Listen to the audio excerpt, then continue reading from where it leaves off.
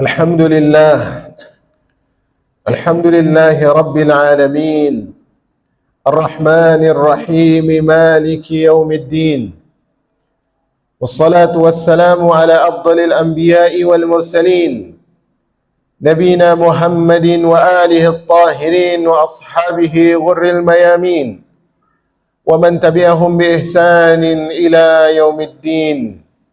قال الله تعالى: يا أيها الذين آمنوا اتقوا الله حق تقاته ولا تموتن إلا وأنتم مسلمون. اللهم صل وسلم وبارك على سيد المرسلين وإمام المتقين نبينا محمد صلى الله عليه وسلم. أما بعد. Kaum muslimin yang dirahmati oleh Allah Subhanahu wa taala, di kesempatan yang mulia ini, marilah kita tingkatkan takwa kepada Allah Subhanahu wa taala. Allah yang memberikan nikmat begitu banyak, menghadirkan fadilah yang tidak bisa kita hitung. Kita tingkatkan takwa dengan melakukan segala apa yang Allah perintahkan dan menjauhi larangan-larangan Allah Subhanahu wa taala. Salawat dan salam semoga selalu sampai kepada tauladan terbaik Nabi kita Muhammad sallallahu alaihi wasallam. Kaum muslimin yang dirahmati oleh Allah Subhanahu wa taala, dalam sebuah hadis yang diriwayatkan oleh Imam Bukhari dan Muslim dari sahabat Abu Dzar Al-Ghifari radhiyallahu anhu, bahwa Abu Dzar bertanya kepada Nabi sallallahu alaihi wasallam, ayyul masjidi wudi'a awwala? Wahai Rasulullah, masjid apakah yang pertama kali dibangun di muka bumi ini? Maka Rasulullah sallallahu alaihi wasallam menjawab, Masjidul Haram. Yang pertama kali dibangun di muka bumi ini adalah Masjidil Haram. Kemudian Abu Dzar mengatakan, summa ayyun? Kemudian setelah itu masjid apakah yang kemudian dibangun setelah Masjidil Haram? Maka Nabi sallallahu alaihi wasallam menjawab, Masjidil Aqsa, yaitu Masjid Aqsa di Palestina. Dalam hadis yang lain Rasulullah SAW bersabda, la tusaddur rihalu illa ila thalathati masajid. Tidak boleh melakukan perjalanan khusus yang jauh dalam rangka ziarah kecuali dalam menziarah 3 masjid, yaitu Masjidil Haram, wa masjidi hadza, dan masjidku ini, kata Nabi, yaitu Masjid Nabawi, wa Masjidul Aqsa, dan Masjid Aqsa. Dan dalam sebuah ayat di dalam surat Al-Isra, Allah Subhanahu wa taala menyebutkan, subhanalladzi asra bi 'abdihi lailan minal masjidil harami ilal masjidil aqsa. Segala puji bagi Allah yang melakukan perjalanan bagi hambanya, yaitu Muhammad, dari Masjid Haram ke Masjid Aqsa. Dan kalau Nabi SAW selama 13 tahun di Mekah, kaum muslimin, salat menghadap Masjidil Aqsa. Dan setelah hijrah di Madinah selama 7 bulan pertama, masih kiblatnya mengarah ke Masjidil Aqsa. Dalil-dalil yang kita sebutkan tadi, dari hadis-hadis Nabi dan dari ayat Allah Subhanahu wa taala, menyebutkan kepada kita bahawa Masjidil Aqsa yang ada di Palestina memiliki ikatan kuat dengan kaum muslimin, baik dalam syariat maupun sejarahnya, baik dalam hal-hal yang berkaitan dengan ibadah ataupun hal-hal yang berkaitan dengan histori sejarahnya. Dan Masjidil Aqsa atau negeri Palestina adalah negeri berada padanya Nabi Ibrahim, negeri berada padanya Nabi Ishaq, negeri berada padanya Nabi Ilyas, Nabi Zakaria, Nabi Yahya, Nabi Isa. Mereka berada di negeri Palestina, dan nabi-nabi yang lain dari nabi-nabi Bani Israel. Maka umat al-Islam yang dirahmati oleh Allah Subhanahu wa taala, kalau kita berbicara tentang Masjidil Aqsa dan berbicara tentang Palestina, atau kita berbicara tentang Masjidil Aqsa khususnya, kita sedang tidak berbicara hanya tentang Palestina, Tapi kita berbicara tentang Islam, kita berbicara tentang kaum muslimin, kita berbicara tentang syariat Nabi kita Muhammad sallallahu alaihi wasallam. Umat al-Islam yang dirahmati oleh Allah Subhanahu wa taala. Kalau kita tanyakan masalah yang terjadi di Palestin kepada ahli tata negara, kepada orang yang mungkin bergelar profesor, kepada mungkin orang yang memiliki jabatan ini, jabatan itu, kepada analis-analis yang berada di negara kita atau negara yang lain, maka mereka akan mengatakan bahwa problem masalah, yaitu hal-hal yang berkaitan dengan kerusakan yang berada di negeri Palestin, itu adalah masalah tatanan negara dan masalah tanah milik siapa dan milik siapa. Sejatinya umat al-Islam lebih dari itu. Apa yang telah terjadi di Palestin ratusan tahun ini bukanlah hanya soal negara, bukan hanya soal tanah kaum muslimin yang dirahmati oleh Allah Subhanahu wa taala. Tetapi perperangan yang terjadi di sana bukan hanya soal tanah dan negara, tapi dia adalah soal agama. Allah Subhanahu wa taala mengatakan, "Walan tarda ankal yahudu walan nasara hatta tattabi'a millatahum." Tidak akan ridho orang-orang Yahudi dan Nasara sampai kalian mengikuti agama-agama kalian. Bahkan dalam ayat lain yang artinya Allah Subhanahu wa taala mengatakan, kalian akan mendapatkan orang-orang yang paling benci kepada kaum muslimin adalah orang-orang Yahudi dan orang-orang yang musyrik. Umat al-Islam yang dirahmati oleh Allah Subhanahu wa taala, kurang layak kalau tidak disebutkan tidak pantas bagi kita seorang muslim atau bagi seorang muslimah jika mendengar dia menilai kasus Palestina hanya dengan kasus negara, kasus wilayah, kasus tanah. Tidak, umat al-Islam. Dia adalah kasus iman, dia adalah kasus Islam, dia adalah kasus agama. Dan apa yang menimpa negara-negara seiman, dan apa-apa yang menimpa saudara-saudari kita seiman bahkan, adalah sepantasnya menyakiti kita.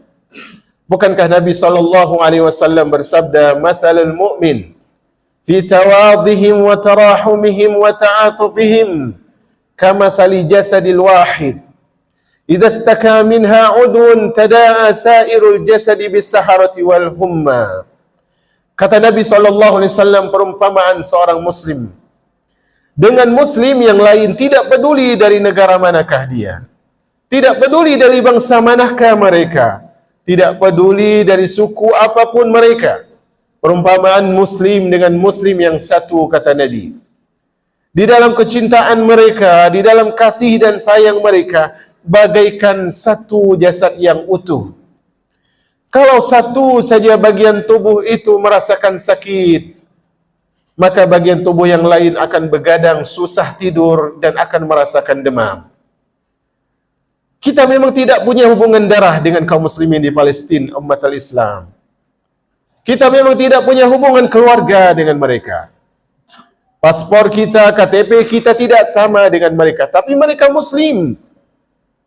Dan ikatan Islam lebih kuat daripada ikatan darah. Ikatan iman lebih kokoh daripada ikatan urusan daging dan keturunan dan nasab. Umat al-Islam yang dirahmati oleh Allah Subhanahu wa taala.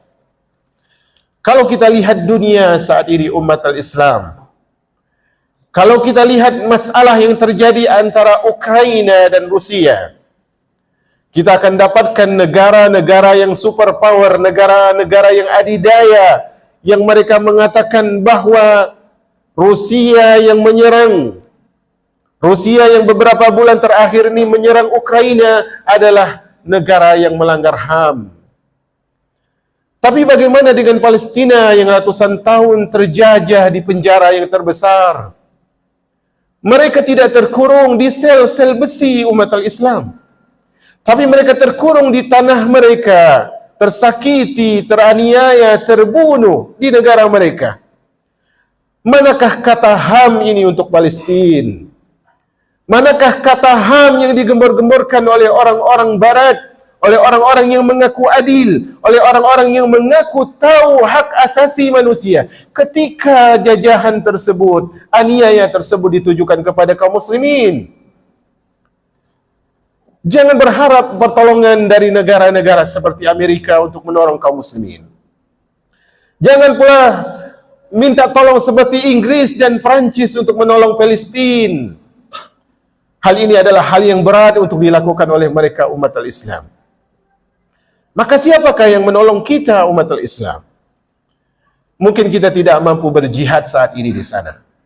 Karena jihad secara fisik itu berat dan ada aturan-aturannya. Dan secara hukumnya pun kita belum wajib jihad, kecuali ketika kita sudah berada di medan jihad. Tetapi kita punya harta, kita punya doa. Mungkin kita mampu melobi atau mampu mengumpulkan donasi, kemudian diarahkan kepada penyalur-penyalur yang amanah untuk Palestina. Dan Nabi SAW mengatakan, man jahaza ghaziyan faqad ghaza. Siapa yang menyiapkan bantuan materi kepada orang yang berjihad di jalan Allah, maka dia dihitung seperti orang yang berjihad. Umat al-Islam yang dirahmati oleh Allah, sakit mereka sakit kita. Dan ingatlah bahwa Allah mengatakan, hal jazaa'ul ihsanu illal ihsan. Tidaklah balasan kebaikan kecuali kebaikan pula. Artinya siapa yang berbuat baik, dia akan dibalas baik. Siapa yang tidak peduli, maka dia tidak akan dipedulikan. Siapa yang tidak peduli dengan saudara-saudarinya seiman yang ditindas, semampu yang dia punya, maka ada saatnya dia tidak akan dipedulikan oleh orang. Umat al-Islam, kita harus bantu mereka. Yang punya harta dengan harta, yang punya kekuatan dengan kekuatan, yang punya lantunan doa di sujudnya, di salatnya, di tengah malamnya, maka lantunkanlah untuk pertolongan Palestina dan pembebasan Masjidil Aqsa. Umat al-Islam, dan hal yang paling penting perlu kita camkan juga adalah Palestina sudah ratusan tahun berjuang untuk kemerdekaannya. Tetapi mereka belum bebas-bebas juga, dan kita pun belum mampu membebaskan Palestina. Kalau kita lihat tentang sejarah pembebasan Palestina, ada dua sejarah besar. Yaitu sejarah pertama terjadi di tahun 15 Hijriah, yaitu di masa Umar ibn al-Khattab radhiyallahu anhu. Umar ibn al-Khattab radhiyallahu anhu membebaskan Palestina dengan akidah yang benar, dengan keyakinan yang tulus kepada Allah Subhanahu wa taala, taat kepada Allah, memurnikan tauhid kepada Allah. Maka kalau kita ingin membebaskan Palestina, maka kita bebaskan juga diri kita dari keyakinan-keyakinan yang merusak akidah. Pembebasan kedua yang juga besar yang terjadi dalam pembebasan Palestina adalah yang dilakukan oleh Salahuddin Al-Ayyubi rahimahullah. Yang mana sebelum Salahuddin membebaskan Palestina, dia bersihkan dulu paham-paham yang salah yang terjadi di tengah-tengah kaum muslimin. Dia ajarkan, dia arahkan kaum muslimin untuk murni mengikuti nabinya sallallahu alaihi wasallam. Maka menanglah Salahuddin Al-Ayyubi dengan pertolongan dari Allah Subhanahu wa taala. Maka dari dua kisah ini umat al-Islam, kita bisa ambil pelajaran bahwa di antara cara agar Allah menolong kita untuk membebaskan sebuah negeri, di antaranya Palestina, adalah kita benarkan la ilaha illallah kita. Jauhkan dari kesalahan akidah, jauhkan dari paham-paham yang tahayul, jauhi dari hal-hal yang khurafat, jauhi dari hal-hal yang menentang dengan keyakinan Islam. Dan yang kedua, benarkan Muhammadur Rasulullah, syahadat Muhammadar Rasulullah, yaitu dengan kita tidak beramal kecuali dengan meneladani Rasul sallallahu alaihi wasallam. Umat al-Islam, pada tahun ke-15 Hijriah, di masa Umar ibn al-Khattab, ditaklukkannya negeri Palestina. Pada saat itu pendeta-pendeta gereja yang ada di Baitul Maqdis, mereka berkata, kami tidak akan menyerahkan kunci Baitul Maqdis ini kecuali kepada Umar ibn al-Khattab radhiyallahu anhu. Karena kami dapatkan ciri-ciri Umar ini ada dalam kitab-kitab kami. Maka dari Madinah Nabawiyah menuju Palestin, Umar ibn Khattab ditemani oleh seorang pembantunya, hanya dengan berkendara seekor unta. Dalam sejarah Islam, umat al-Islam, dalam jihad Islam melarang membunuh orang lemah. Tidak boleh menghancurkan gereja, tidak boleh menyakiti orang yang sudah terluka, tidak boleh sembarang menebang pohon, tidak boleh merobohkan hal-hal yang tidak harusnya dirobohkan. Tapi kalau kita lihat yang dilakukan oleh Zionis Yahudi saat ini umat al-Islam, rumah sakit mereka hancurkan, ambulan mereka porak-porandakan, orang-orang yang bukan terjun di medan perang mereka bombardir. Maka masihkah kita tidak peduli umat al-Islam? Mungkin kita merasa aman saat ini, tapi bagaimana dengan keturunan selanjutnya? Semoga sentuhan yang sedikit dari khutbah ini menyentuh setiap hati yang di dalamnya ada benih iman, mengetuk pintu-pintu yang saat ini mungkin tertutup, merasa bahwa kami Indonesia sementara mereka Palestina. Kami beda, mereka beda. Tidak. Kaum muslimin itu sama. Orang Islam itu bersaudara. Satu sakit, semuanya sakit. Wallahu a'lam bissawab. Barakallahu li wa lakum fil Qur'an. Wa nafa'ani wa iyyakum bima fihi minal ayati wal bayan. وتقبل مني ومنكم تلاوته إنه هو الغفور الرحمن.